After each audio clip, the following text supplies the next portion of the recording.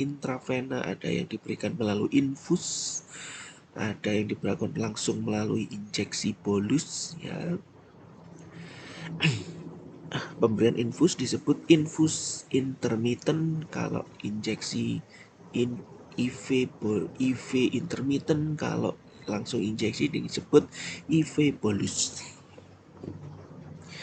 Masuk ke pembuluh darah vena ya, nanti kembali ke jantung, dari jantung masuk akan diedarkan ke seluruh tubuh ya, ini diedarkan ke seluruh tubuh. Kemudian sukutan ya di jaringan lemak, jadi tidak langsung ini di jaringan lemak ya, tidak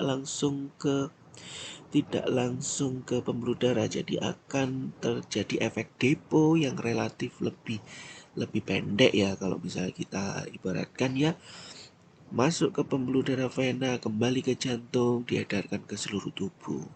Kemudian ada transdermal yang diberikan ditempel di kulit. Bentuk sediaan tersebut dibuat sedemikian rupa sehingga efek depo terjadi, obat dilepas pelan-pelan dan mampu menembus setiap bagian kulit dan masuk lebih dalam sampai bertemu dengan pembuluh darah di sana, pembuluh darah vena masuk dan menyebar ke seluruh tubuh kalau dosisnya pas, tepat.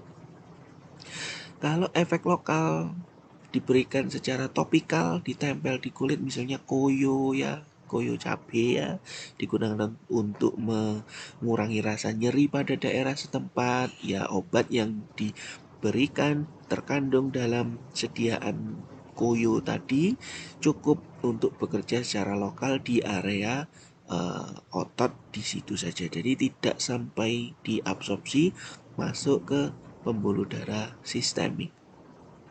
Kemudian intramuskuler dimasukkan ke dalam otot, diinjeksikan ke dalam otot ya, jadi tidak langsung ke pembuluh darah. Di situ ada pergerakan dari jaringan otot masuk menembus membran pembuluh darah, baru masuk ke intravena, diedarkan ke seluruh tubuh, menghasilkan efek sistemik.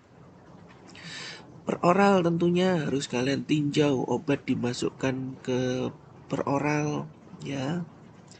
Ada yang masuk ke lambung, di sini lambung akan mengalami proses absorpsi. Di sana ada pembuluh vena hepatika, yang mana vena itu mengarah ke organ hati untuk obat itu dimetabolisme. Nanti ada tinjauan tersendiri. Kemudian baru obat masuk ke pembuluh darah vena yang kembali ke jantung untuk diedarkan ke seluruh tubuh. Begitu juga dengan usus ya. Ketika ada sebagian obat yang masuk ke usus, di usus begitu banyak pembuluh darah, masuk ke vena hepatika, baru masuk ke pembuluh darah sistemik.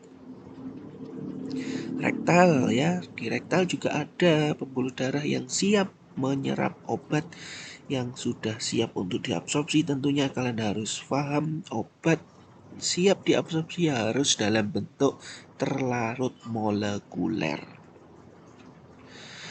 Bagaimana dengan sublingual? Lah, ini ditaruh di bawah lidah ya. Di sana ada pembuluh darah yang langsung menuju ke jantung.